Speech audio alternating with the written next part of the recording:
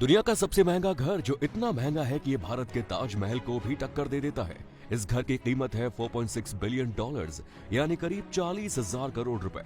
और ये घर अमेरिका में नहीं, इंग्लैंड में भी नहीं, बल्कि हमारे इंडिया के मुंबई में स्थित मुकेश अंबानी का घर है।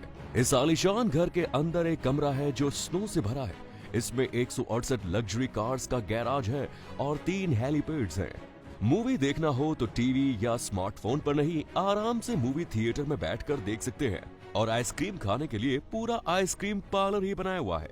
ये घर अपने आप में एक hotel, mall, restaurant, event place और यहाँ तक कि एक एयरपोर्ट भी है, जिसकी देखभाल करने के लिए यहाँ कई 100 सर्वेंट्स 24 घंटे काम करते हैं। अंबानी ने अपने बेटे की प्री वेडिंग सेलिब्रेशन में रिहाना, बियोंसे और जस्टिन बीबर तक को गाने और नाचने के लिए बुलाया था। ब्रिटेन में मौजूद बकिंघम पैलेस, जहां ब्रिटिश रॉयल फैमिली रहती है, उसकी कीमत करीब 5 बिलियन डॉलर्स मानी जाती है और एंटीलिया की कीमत इससे महज सिर्फ 0.4 बिलियन ही कम है।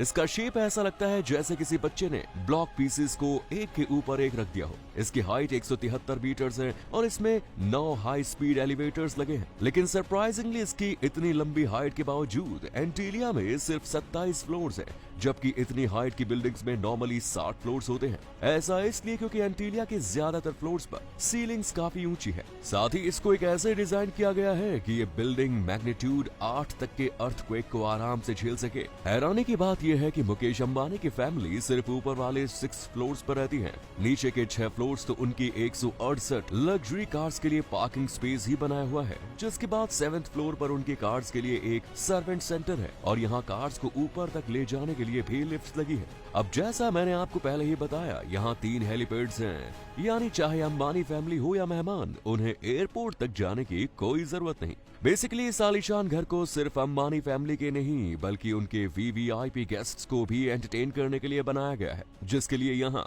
Multiple swimming pools, 50 seater movie theatre, drinks and wine room और गर्मी से बचने के लिए स्नो रूम भी है। और हम एंटीलिया का ग्रैंड बॉल रूम कैसे भूल सकते हैं। इसके अलावा एंटीलिया में यहाँ के सिक्योरिटी गार्ड्स और सर्वेंट्स के आराम करने के लिए भी सेपरेट रूम्स हैं। मतलब यहाँ काम करने वाले लगभग 600 लोग भी एंटीलिया के अंदर ही रहते हैं।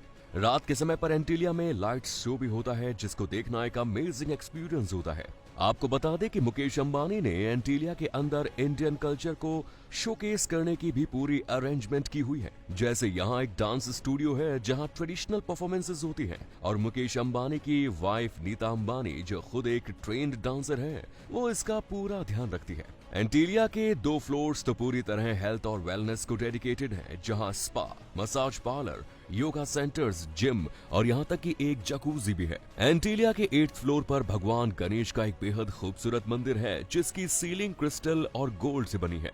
एंटीलिया का इंटीरियर लोटस और सन के डिजाइन से इंस्पायर्ड है, जिसे क्रिस्टल और मार्बल के कॉम्बिनेशन से बनाया गया है। वैसे आपको बता दें कि एंटीलिया को मुंबई का ग्रीन टावर भी कहते हैं, क्योंकि इसमें इस्तेमाल होने वाली ज्यादातर इलेक्ट्रिसिटी सोलर पैनल से बनाई है।